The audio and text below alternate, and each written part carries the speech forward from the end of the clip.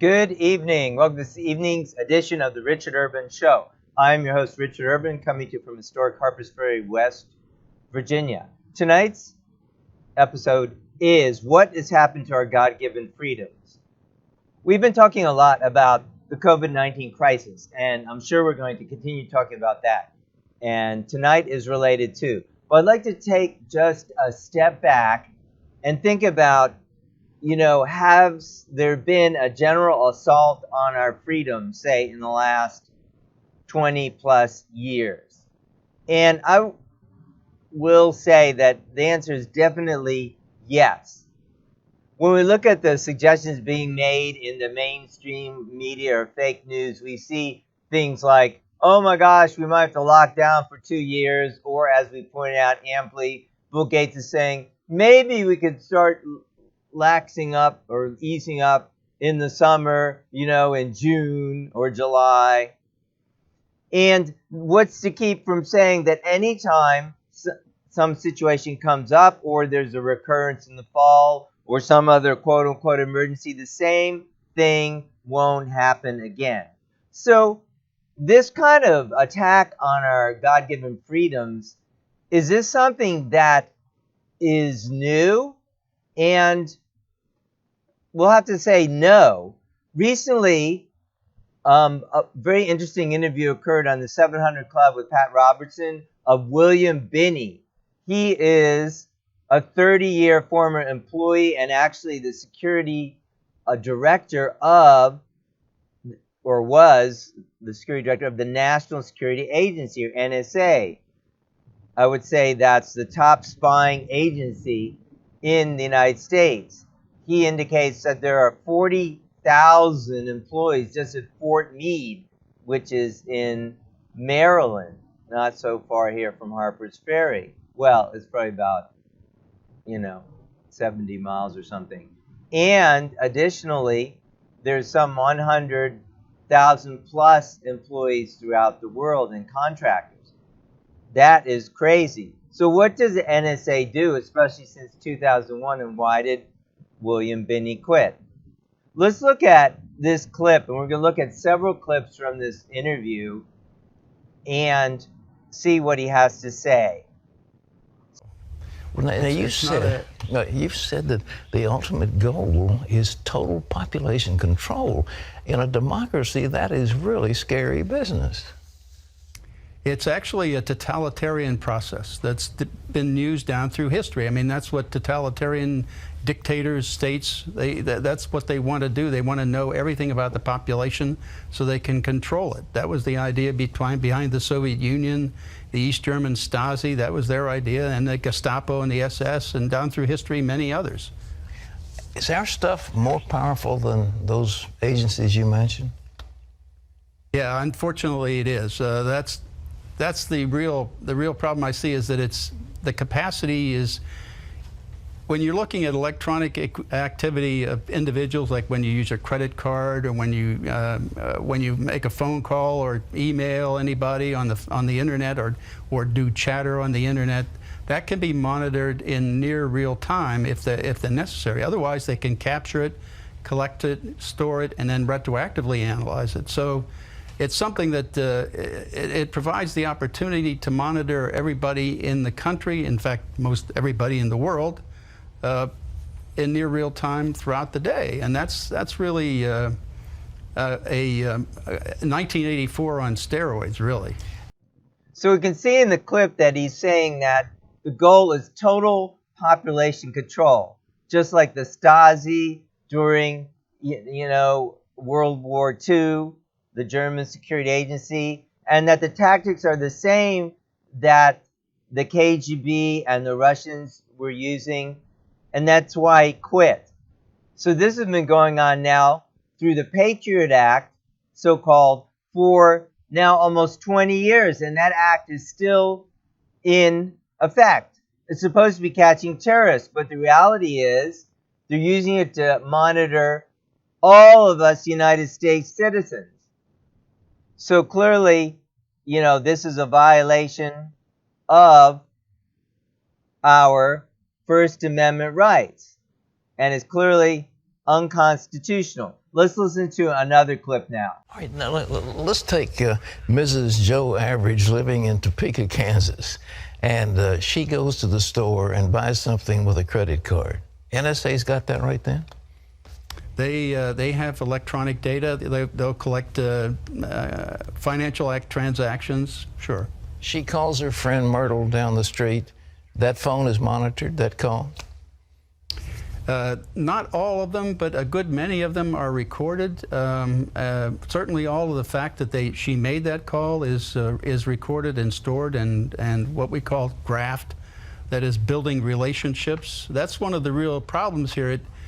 This is a violation of your First Amendment rights. Under the Constitution, you have the right to assemble, free assembly, which means that it doesn't say you have the right to free assembly as long as the government knows about it, which is what's happening when the telecommunications companies turn over all their records of phone calls to and from with duration. That tells them everybody you're contacting, your whole social network on the phone, because it's a simple matter of doing a reverse lookup to see who that is that you're calling. Oh, you quit the agency because you said what they were doing is unconstitutional. Could you? That is clearly unconstitutional. But You can see clearly that it is an unconstitutional invasion of our privacy, of course, of the First Amendment, freedom of religion, freedom of speech, but also the First, Fourth, and Fifth Amendments. And what Mr. Binney is saying is that they surveil you, the NSA, and then they use surveillance like agencies like the Drug Enforcement Agency or others, but it could be against anybody. They can make, honestly, they can make case against anybody. If they want to make case against me, I'm sure they could find some reason. And they do that all the time. They say, oh, you lied about something, or you perjured yourself or whatever, to catch people. So they listen in on eavesdrop illegally, and then they make up find some other so-called legitimate law enforcement reason to catch a person.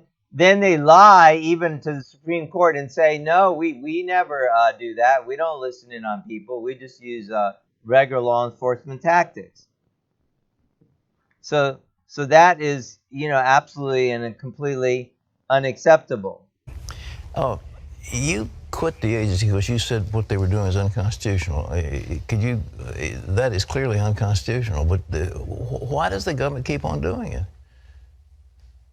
That's the reason I've been able to, at least from what I can see in the public domain, is they're doing it for law enforcement worldwide. And actually, the main users of this data are, in fact, FBI and the Drug Enforcement Administration and other law enforcement agencies in the country. And they use this data to find criminal activity, and then they go arrest people based on this information. And then they have to do a parallel construction, which means they use normal policing techniques that they would be expected to use to find evidence that would justify and show probable cause for an arrest. Then they substitute that for the NSA data in the courts. In fact, that's one of the things that happened in challenging that process. Was one of the lawsuits was Amnesty International versus Clapper, and that made it to the Supreme Court. And the only way they got rid of that was to basically lie to the Supreme Court and say that, well, if anybody had any of this data used against them in the court of law or anything, that the defendants would be told.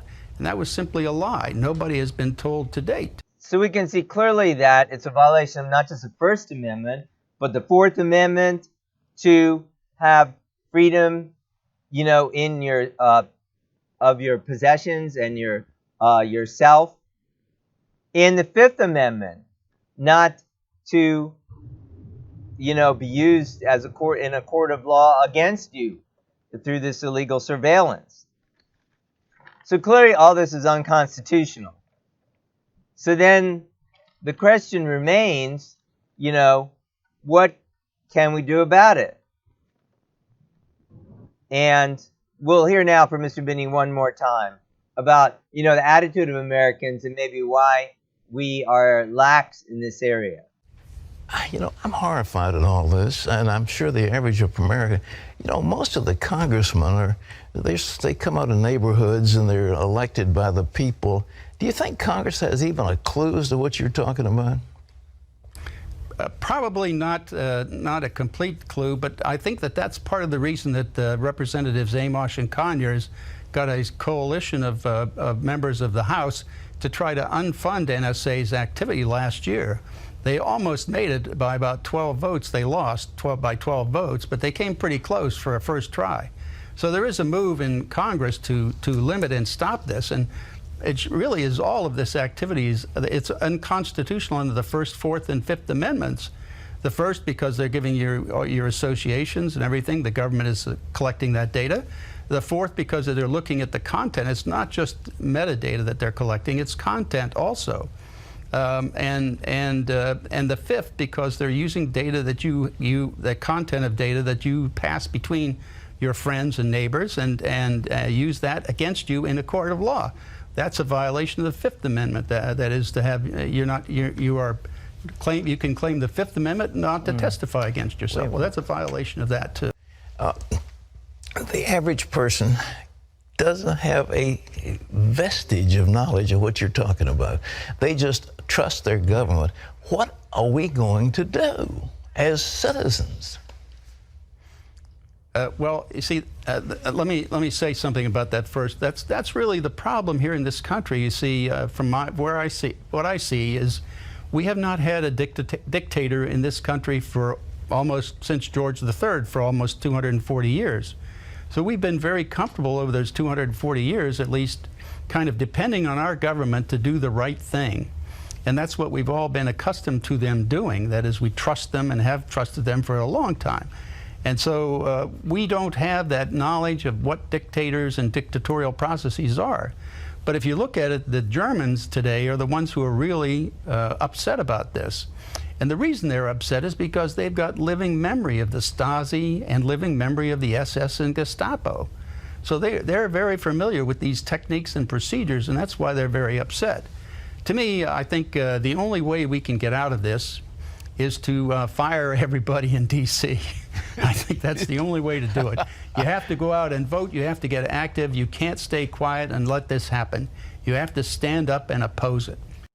So to conclude, what can we do about this? Well, first of all, we've got to eject out of government by voting them out all of these governors who have instituted these illegal lockdowns, some 43 of them, including Jim Justice here in West Virginia. He's got to go.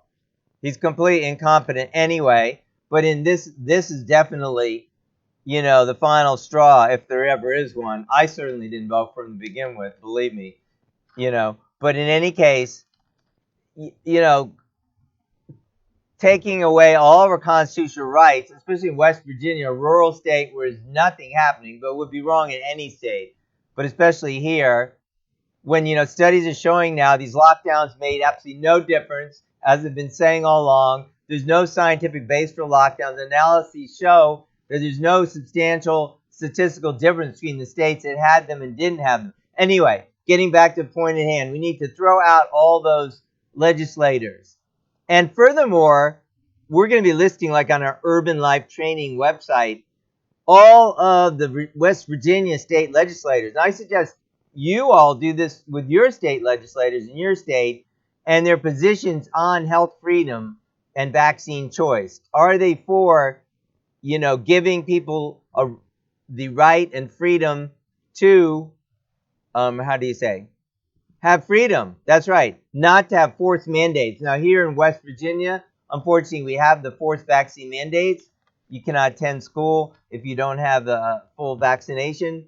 However, in other states, the same thing's happening, where in New York and in California, they've stripped the religious amendments. Maine now, and already, of course, we know Mississippi, West Virginia, and they're trying to do it in basically every state. So what we have to do is fire the legislators who are voting yes on these types of legislation. So you can look that up in your state. Or here in West Virginia, since no legislation ever comes up based on people meeting with legislators and their positions as stated, we can know those things. So like here, we need to vote against like Mike Maroney. This guy's the head of the health committee in the Senate. He even was soliciting prostitutes during the summer, and he never was removed from his position. Give me a break. This guy will be voted out in December. My delegate, Paul Espinoza, he needs to go. Goodbye, Mr. Espinoza. You're out. This guy does not support freedom of choice. He takes money from pharma. He does not fight for the people. He doesn't give a crap. He doesn't even have time to meet with people like me. Only in Charleston. He's too daggone busy to meet his constituents. Goodbye, Mr. Espinoza. Anybody be better than him, I assure you. So we need to vote out these corrupt politicians who don't care about people and who don't support freedom of choice in health freedom, and even really don't support freedom of choice in anything. This is a much broader issue than just health freedom. Because really, as I've been pointing out in my previous episodes, it's related. The game plan's set. Don't think, oh, that's just in New York. Hey, there was a measles scare and they took away the measles religious exemption. That doesn't bother me. I'm in Idaho. Oh, well, don't be so sure. You know, it's coming down the pike in all states virtually. So I advise you to get, educated about that. Go to National Vaccine Information Center, check out your state. But also get active. Eject the politicians who were for these lockdowns. These are the very same ones who are against individual freedoms and health freedoms, i.e. Gavin Newsom. No coincidence. They were for ejecting people's rights and freedoms. Heck, they don't even have medical exemptions in California. They want to inject your child with vaccines, even if it'll kill them. Hey, they don't care, literally, So it's no surprise that was the first state or the first or second state to take away freedoms. No surprise that Cuomo in New York is like a dictator, take away everyone's freedoms. Not surprising at all. So these are related topics. So what I'm trying to say through the program today is, like William Binney has been saying in the interview we've been watching, this is something that's been going on. Now, I mean, if you consider from the time when he quit the NSA, this kind of surveillance has been going on almost 20 years. But this kind of thinking has been going on much longer. As I pointed out also, President Eisenhower 60 years ago, warned us of the military-industrial complex, which I've also termed the vaccine-industrial complex. And that's exactly what's happening. You have these kind of corrupt government wonks like Fauci in there, who's giving money to the Wuhan lab for research, probably illegally, when there wasn't supposed to be any more funding for that. And then he's advising the president. What is he doing in there? He's completely corrupt. Who's on the vaccine initiative board for Bill Gates. And then he's supposed to be telling all of us what we're supposed to be doing for lockdowns when nothing is happening, but the whole economy is being destroyed. These people need to be ejected. Heck, people like him need to be in jail for crimes against humanity. I mean, really, the kind of things you're doing to children and people, with taking away freedoms. So don't think it's just, around the issue of vaccine choices, I've been saying, or health freedom. It's around all these related issues. Who said your governor had the right to tell you not to go out, not to congregate in more than 5 people, not to go to church, not to go to the park, not to go to one store, not to go to another one. Don't stand 5.5 feet from someone. Stand 6 feet. Don't go out without a mask if you're in certain states. This is all part of the same movement to control your life. And, if they can inject substances into your children without your consent. I mean, they're doing it in West Virginia. I mean, you could say you have a choice. Don't send your kids to school. Okay. But in fact, your taxpayer money is paying for schools, and then you can't send your kids there. That's not freedom. And this is in West Virginia, where they're supposed to have, more freedoms like Second Amendment rights. Yeah, right. Not so. I mean, maybe we have Second Amendment rights, but these are basic human rights that we don't even have. We need them back. So the way we're going to get them back before it's too late, like William Binney was explaining, we've got to eject Everybody practically. 43 governors, they all need to go. The good ones, like, the governor of South Dakota, and those who were smart enough to respect the Constitution, great. Governors like ours, Jim Justice, goodbye, good riddance. We don't need them. If you're not active enough to know what's going on and to vote, then don't complain when all your rights are taken away. You have nothing to say about it. Get out, vote, be active, be informed, know what your legislators say about health freedom and vaccine choice, and know what they say. I'm sure you're quite aware now, and that's one advantage, that, hey, if you had to stay home and your governor violated your constitutional rights, which is like a great majority of the nation, then you need to eject that governor. Stat was, as soon as they come up for election. Maybe some states will have recall petitions before they come up for the election, the regular election. Okay, so we've got to be aware, what has happened to our God-given freedoms. And it didn't just happen now. The blessing or silver lining is that, it's so in your face, it's so over the top that people should see it, So I pray that we all do wake up, and there will be a drive around the Capitol, protests at noon this Saturday. That would be May 2nd in Charleston, West Virginia. So anybody who's anywhere near there should go over there and drive around the Capitol and make signs and honk your horn and let the governor know that don't appreciate him, abrogating your constitutional rights. He didn't give us the constitutional rights, and he can't take them away either. So I am your host, Richard Urban. I'm coming to you from historic Harpers Ferry, West Virginia. Thank you so much for joining us tonight. Do be blessed, and we will see you next week.